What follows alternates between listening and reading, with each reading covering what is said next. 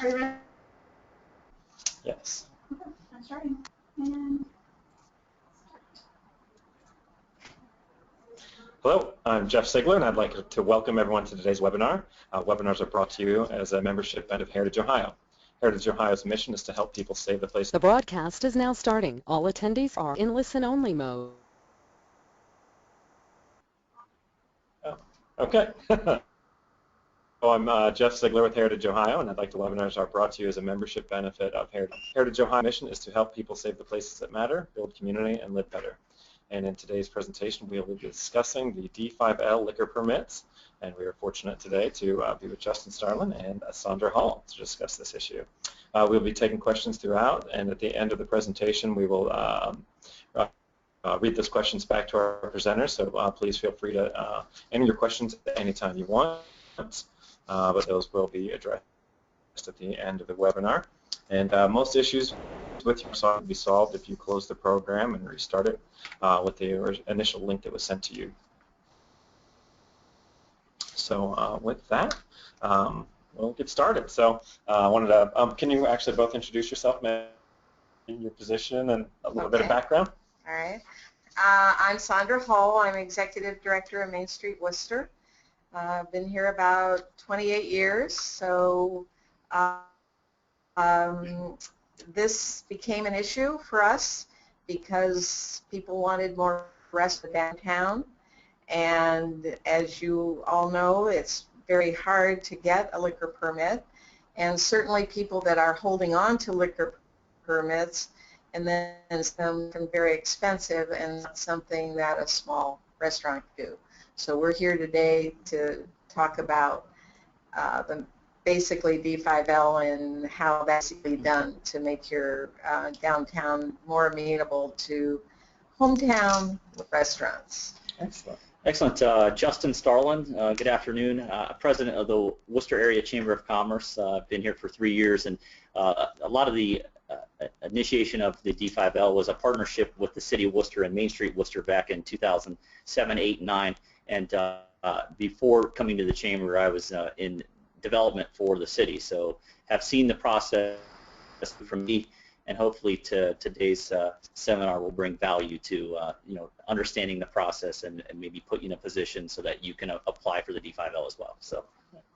Thank you, Justin and Sandra. Really appreciate your being here today in lovely downtown Worcester to discuss this topic. Sandra, you started to get into a bit of the background. Can you expand on that and kind of talk about what the D5L is and how it came about? All right. The D5L actually is a quote-unquote, what I like to call it, a Main Street liquor license. And that came about by virtue of the fact that Main Street Board, Chamber, City, we all knew that we needed more restaurants in the downtown than we had at that time. How do we do that? Because it's difficult, as I said, getting a liquor license in the traditional way. And so we came up with the idea that perhaps we could find out a way to do a downtown license. And actually, to be perfectly honest, I was just going to find a way to do a downtown license just for downtown Worcester. Okay. Then as we got into the thing and worked with Justin and the Director of Administration for the city at that time, and Joyce Barrett from Heritage Ohio, realized that this issue needed to go statewide. And actually, the Wayne County Commissioner, Jim Carmichael, and have been in the legislature for years and years, got us the appointments with the Ohio Liquor Control Board so that we could present this idea and see where it could go. And that's what we did, and we had the meeting, and basically, as it happened, it came back and forth, and it wasn't quite right. Am I not correct on that, Justin? The writing, the liquor board did not care for what it was that we had proposed as far as the license. There were a couple of issues that we wanted to cover. One was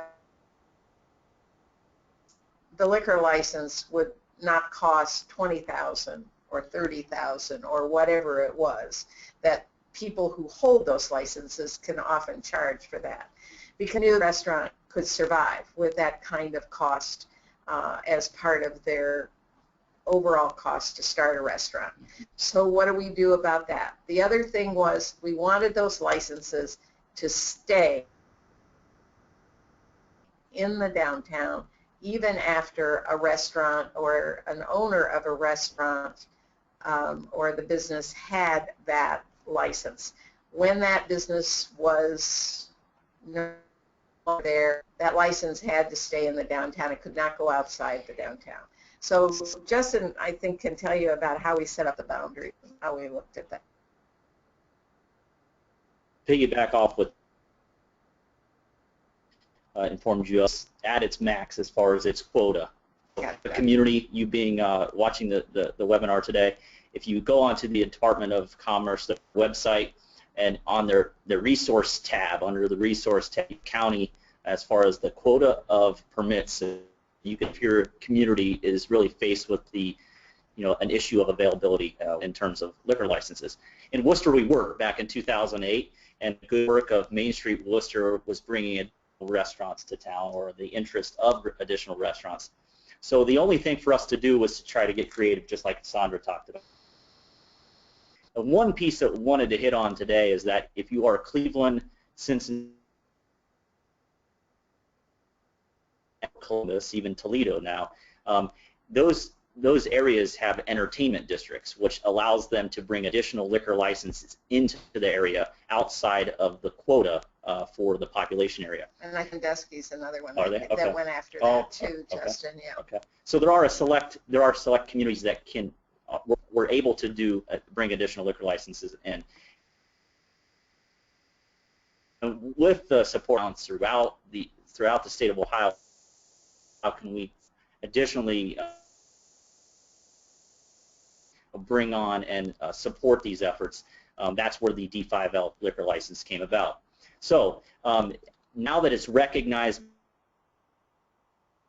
by the, and this is the good work of Main Street Wooster creating this district, is if you're a community that is interested in creating a D5L, how do you go about it? First off, there has to be a petition for the designation.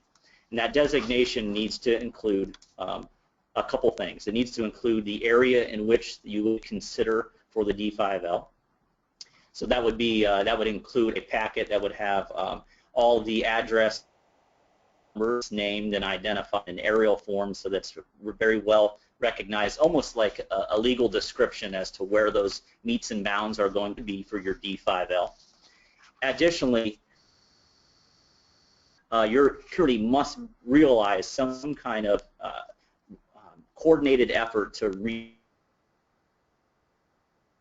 rewrite letters in support of that, but it cannot come from the community in and of itself, the application. It also cannot come from Main Street Wooster. It has to come from an individual within the downtown. Correct. And then I think too we need to talk about the district and how big. You have to, as a community, you have to decide how many liquor licenses you think that you need, and that determines the size of the district that you apply for. Yes.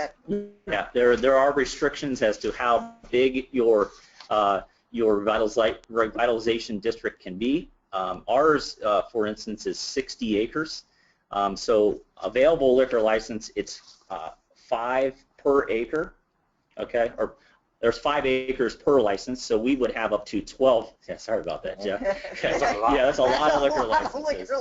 We would have up to 12 licenses available in the city of Worcester, and that cannot go above, I believe, the legislation has changed since 2009 when we created it, but I believe it cannot go over 100 acres, and the max on the liquor license, I believe, to date is 15. Yeah, I think it is 15. So, but again, meets and bounds, the application must come from someone within the revitalization district, and as a maybe a benefit, a member benefit, we will share the application that we put together for our revitalization district, so you can share with your members if you'd like. But so we'll send the packet out, give that to Jeff on really what that language was and what we hit on, and then that goes to City Council, who will your city council or county council will approve that legislation or support that, and then that goes as a packet down to the Ohio Department of Liquor Control. Yep. Now, is this only available if all the permits in the community are already used up? No. No. You and that's the one thing they always say that liquor licenses are not for sale. They're all and that game is always played. So we actually did have a couple that were available, and it's a great point, Jeff. We had a couple of licenses that were available, but they were at $50,000 to $60,000. You know, and so we had people sitting on them. There are ways through liquor law where you can put those in keeping. So getting those out of the hands of an individual that is not utilizing them. Maybe you have a restaurant in your downtown that went out of business. Essentially, through the law, they could sit on that for 3 to 5 years, put it in safekeeping. So as you, you know, you guys have a two-step process. Obviously, first you had to go through the state legislature to get this passed, which again, I'll thank you for. And once you had that passed, you then had to work. Some of the concerns of council. I mean, I can imagine what the concerns were. Or are we just going to become, you know, the Wild West and everyone's going to be drunk and shooting? Well, I think, how did you address some of this? I think the first question, they were afraid that maybe downtown Worcester would become a mecca for just a lot of bars and not restaurants per se. But then in the language of it, it says that 75%, and I think that's been changed. But let's. At least with the first, it said that 75% of the income from those restaurants had to be food. Well, wine is considered a food. Yes. So it worked. But they were concerned, and council was concerned that there would be, we help the downtown and help people who come into the downtown, and we go out and recruit businesses, and we're looking for restaurants. That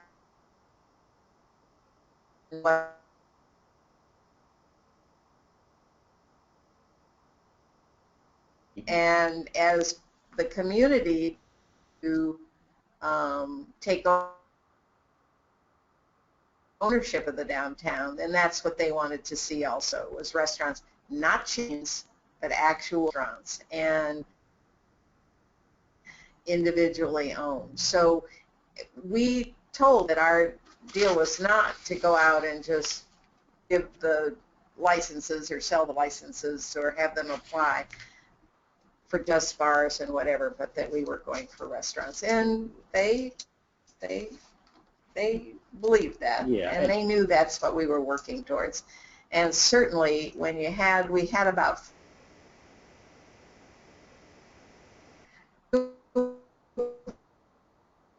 which were white tablecloth, etc.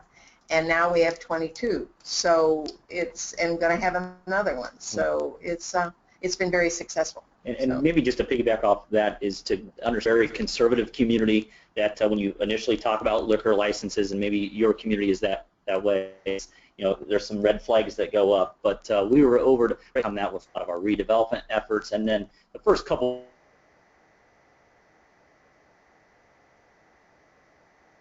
he's saying we need this. You need to have somebody within that revitalization district that says is going to be your champion and say we need this. And then they kind of your choice as to how that license is going to work, and it's not just going to be years and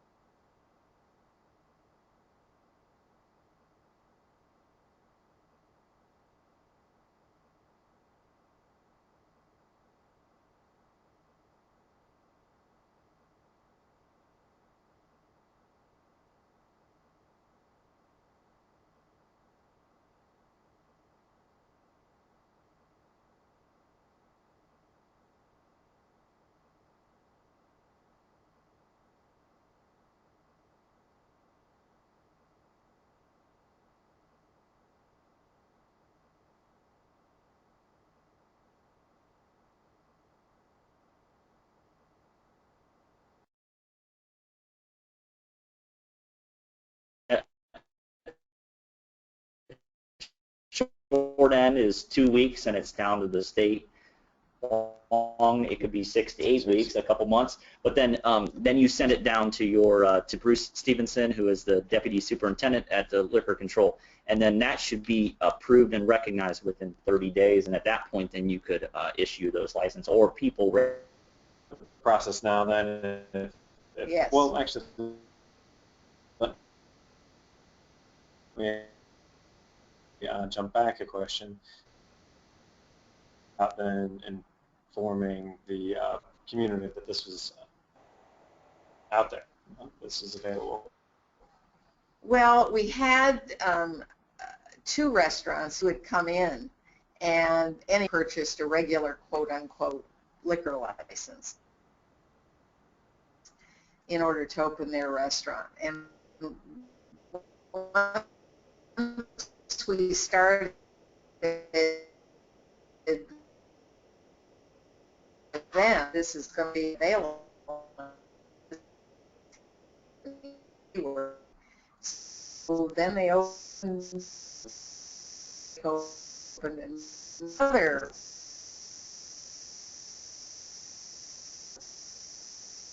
And then we tried to approve, and there were people that were very interested in that. To do that.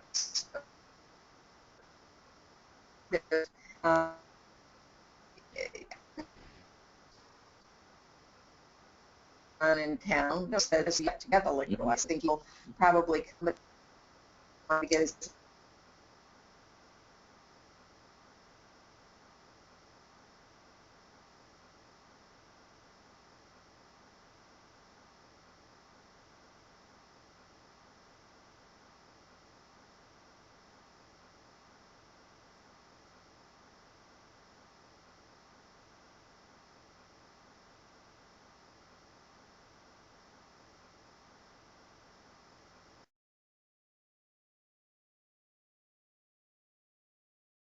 Those available on property. I mean, they had the space, they were ready to go. They were worried about the liquor license. So once that was taken care of, then it made it, because they wanted it right away when they opened the doors. So 2 different businesses, 2 different views of what they had to do with their business, but at the same time, liquor license is extremely important. So now, say a business is already up and running, a restaurant, and they have decided that they do want a liquor permit. So they don't then necessarily have to speak with the city. They go directly to the State Board of Liquor Control. Right. Correct. Okay. Yeah. So when your business downtown applies directly once it's up and running, the nice thing is that there's still a notice that's sent to your administration or county council, and that still has to go through an approval process to either have a hearing down in Columbus about the app, to not have a hearing. So we still get notices, but you'll want to continually watch your council agendas or your county council agendas, because it's the community. And did we really make a point to, I think that we need to, when creating this district,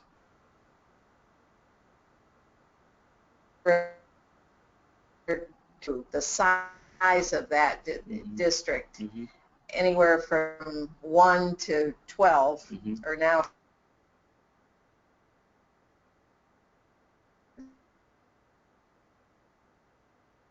they absolutely vote on the district and say, if 12, like we wanted the largest at the time district, if you want that.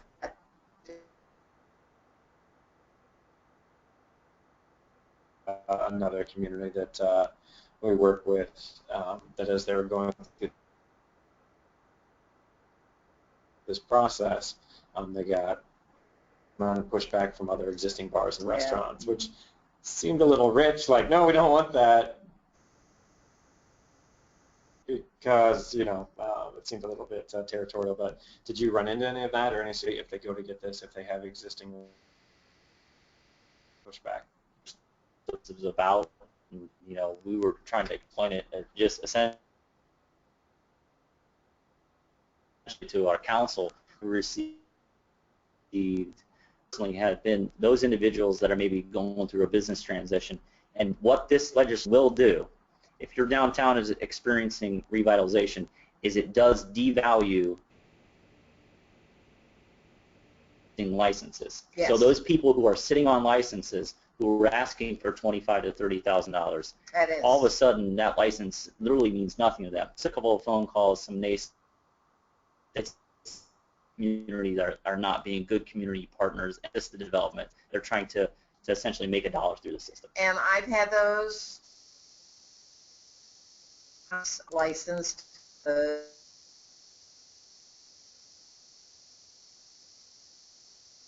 have a north end with all the franchises and whatever. And so, you know, although franchises can, by virtue of the fact that they're franchises, they can get their holding on those liquor licenses downtown. Mm-hmm. And please understand, the beauty of these things is they're $2,500 a year, and that they stay in the downtown once, if and when that restaurant or business has closed. A couple details on the license would be interesting. Is that Sundays? Yes, it does. What about like to go, cash and carry, or Carry out, I'm not sure on that. It's more just about dining. Okay. It's more Okay. than dining. Yeah, I think it is dining. I don't. It's a whole different license, Okay. Jeff. I really do. Good. Let's see. And so far, you know, what have the impacts been? I mean, I guess, you know, certainly the question, have you seen an increase in sort of the negative people might have been concerned with? No. No, I don't think we have anything. It gives you the tool as a Main Street Chamber representative to sell your community as having a tool in the toolbox. You know, it really does. And as downtowns, since downtowns don't have a lot of tools to attract businesses, then this is a real marketing piece for them. The other thing I think that's really interesting and good is that now people have more of a choice. They can come downtown. You can go to all of the things that are out of their franchises, but now you have choice and come downtown. Community as a whole likes that, and we are loving it because we're getting a lot of visitors and people who will drive to have the downtown Worcester restaurant experience, and that is extremely important to, you know, the economic ability of the downtown. Now, these, I have a note here that said, the question, are these temporary? Licenses temporary. Now, do they need renewed every year? Yes, Yeah, Okay. they do. just Okay. like any other liquor license. Okay. But that doesn't seem like it's ever been an issue. No. No. So what about sort of the fun topic? What? Absolutely. And the joy of it is with all these different restaurants, sizes, different kinds. We have a deli. What is interesting to me, and as a Main Streeter, that I think Main Street people will love, is that right now downtown Worcester has 4 restaurants that are expanding. 100,000 square feet. It is now going to 8,300 square feet and a 52-seated bar, and that's Muddy's. And then Broken Rocks is expanding. They are going to have a craft beer area off their main restaurant. Spoon Deli Market and Deli is moving to 5,000 square foot space, and with the butcher shop, but they're also going to cater, and they've got a nice room on the second floor where they can hold events. And then the other one is, what have I forgotten, Justin? Help me. It's a pretty good list, man. I know, but there, Yeah. I think there's another one there. So, oh, I know. Oak Grove Eatery, when Spoon leaves, is expanding across the it's expanding across the hall. So there you have it. So I would say, Jeff, one benefit too is if you only have a couple liquor licenses available, it is sometimes it's not fair if a deli comes in and they gobble up a big license, okay, for only selling 4 or 5 beers, a week or something, carry out or something. But this license gives you those additional numbers so that if the deli now wants one, you have the numbers and the fluctuations. Yeah. Because a D5 is the Cadillac of all liquor licenses, okay, and that's $24. It's essentially the same price as the D5L, and you hate to see those D5s get gobbled up by a restaurant that is really not utilizing them to the utmost. Huh. So on the whole, has there been any downside to this? Not that we know of. No, yeah. Knock on wood. Crime has not gone up, and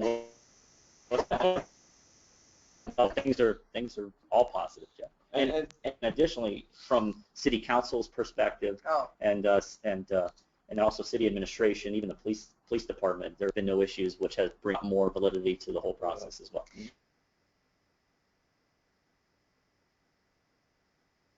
Positive that I love as a Main Street director is that we have the proverbial Main Street events, okay? Well, now, when we have these events, the restaurants are jammed. Yeah. So everybody gets some of the wonderfulness of the event, and they are economically, they say the best nights they have are those events. So people go in there, have their supper, enjoy the events, and utilize the restaurants, which is absolutely what we're taught about. Good. So final question before we open it up to audience questions. I see that it's obviously there's immediate economic impact, but what do you think has been sort of the ancillary economic impact? Kind of what's the big picture? Looking at it from 30,000 feet, what do you think is the community on a whole having more restaurants downtown? Well, I think the attraction to visitors, and we now are looking at people coming from as far away as, I don't know, Columbus, East Ohio, like a trade area now. A few years ago, we had maybe 75 mile. And now we've grown outside of that, so that people are coming in just to do the restaurants. And one of the wonderful things about this is the chamber and all that they have just, the city have brought in Daisy and Gojo, which are coming in great, huge businesses. And those people came to the downtown, stayed in the hotel, went to the restaurant, walked. It's created an economic engine that is helpful to the whole community, and downtown's got to feel good about that. And to piggyback off that, so we have the draw from the outside, but Wooster is about 27,000 people, but in the county, Jeff, we have just about 110,000. And for us, we have 2 areas for restaurants. We have the north end, which is an rural commercial area centered around a Walmart, and then we have downtown. I think what additional restaurants have done is locally people have to make a decision. They're going to go out for dinner. Are they going to go to the north end, or are they going to go to downtown? And the nice thing about downtown and having a number of restaurants is that people now will make that decision to come downtown. And if our steakhouse is too busy and there's a wait, they can go over to the Broken Rocks or Muddy Waters. So that captures people, that critical mass, and I think that we've seen that locally. That's great. So it's more of a destination now, and then It has become a food destination. And I think that kind of goes back to that earlier question. That in the community that was trying to do this, where all the existing restaurants said, well, no, we don't want the competition. I think what we've seen in Main Street is that you become a destination where somebody said, it's not necessarily I want to go to Broken Rocks, but they say I'm in Worcester, and we'll decide once we get there. And one of our local restaurants that had been in business here for 30 years was a little negative and said, I'm not sure.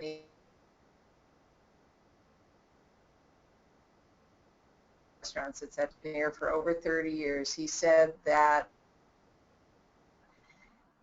he has seen a steady increase in his business, and this is a traditional restaurant that's people go there, but he said he's seen an increase as much as 25-30%. So they're now believers that this does. The fact that people have a choice is so important in this day and age. It's really important. That's great to hear. I always think that those sorts of anecdotes are so helpful to understand.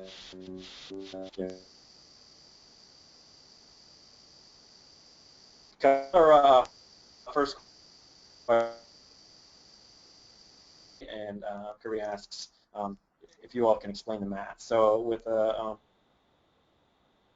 of 60 acres, you were able to have access to 12 more permits, but you mentioned 22 restaurants are in the district. Are there some that don't have licenses? So they were either they already had a D5 license. I mean, there wasn't, we did not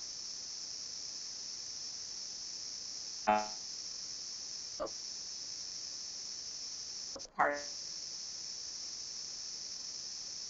of the mix, and they are not.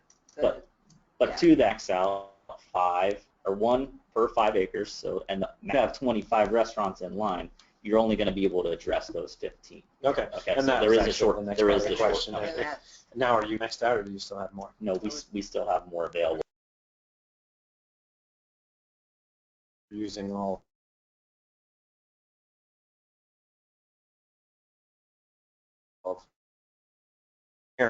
Aaron, I don't know if you all know,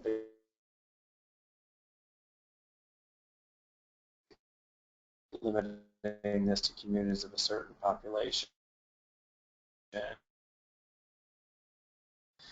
It's much smaller, but interested in trying to have a similar district. Do you know whether? I believe, forgive us, because the legislation has changed a little bit since 2009, but what I'm reading the ORC is that if you're 125,000 or less population, you can apply for this. So I'm not sure that the being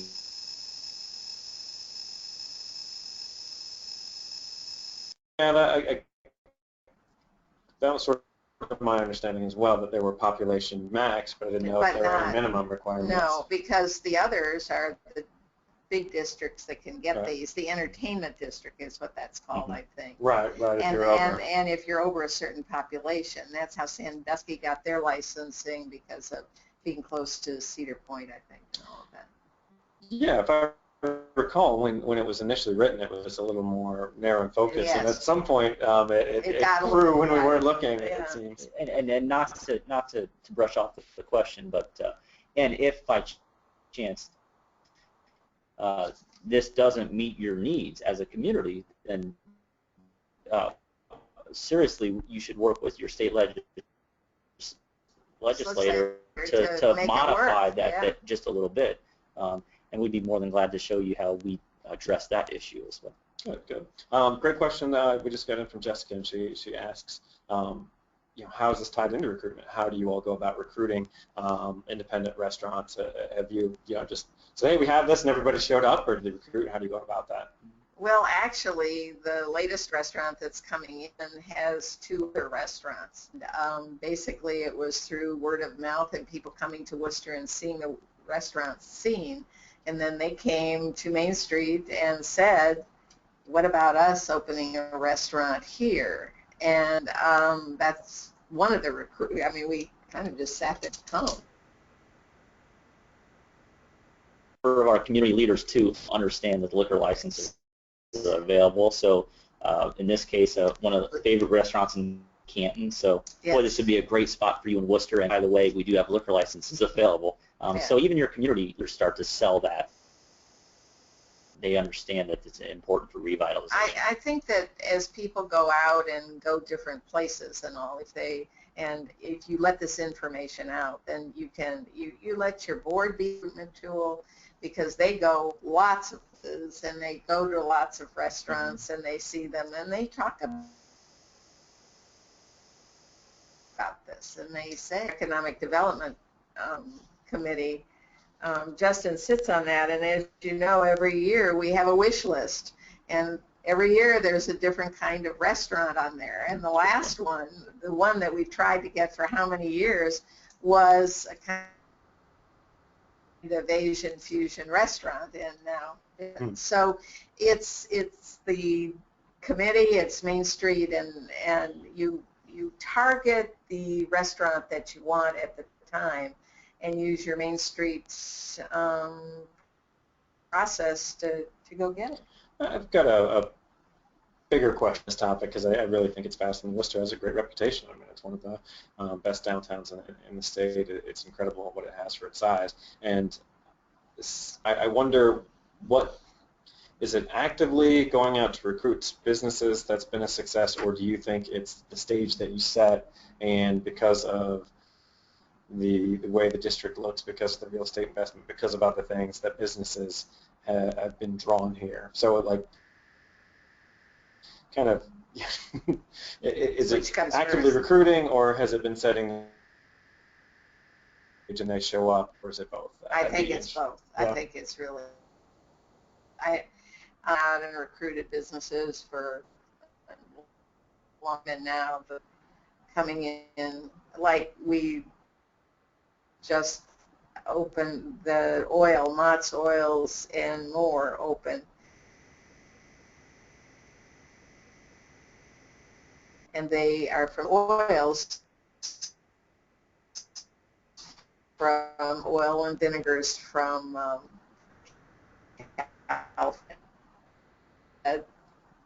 came to Worcester and went back and told his mother, downtown Worcester. So then she came and took a look at it. I think it's a little bit of both. I really do. Yeah, and I agree with that too, Jeff. I mean, you need to have the organization that's doing the active promotion. You need to have the physical real estate to support those efforts, and then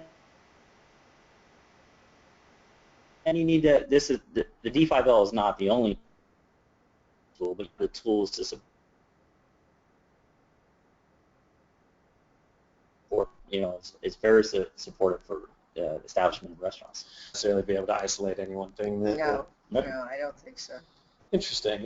Yeah. I mean, that's the, I guess, answer I expected. And I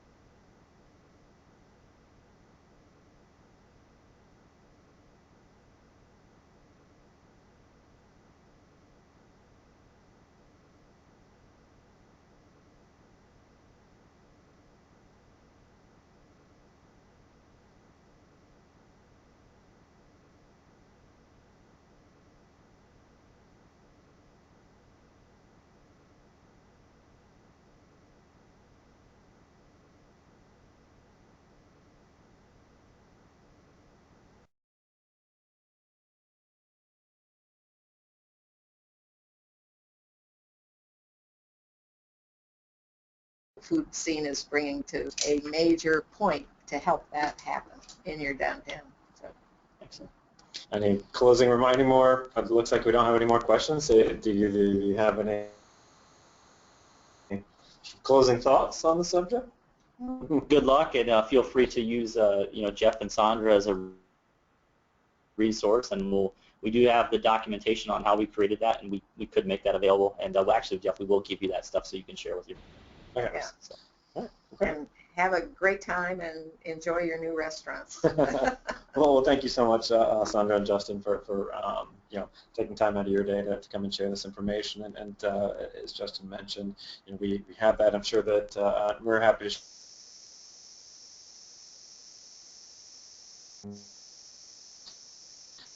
So I want to thank everybody for attending the webinar. The webinar will be on August 12th with Eric Oberg. Eric's with Rails to Trails, and we'll be talking about bikeability in Ohio. So for our full calendar of upcoming events, including our future webinars, please visit us at heritageohio.org.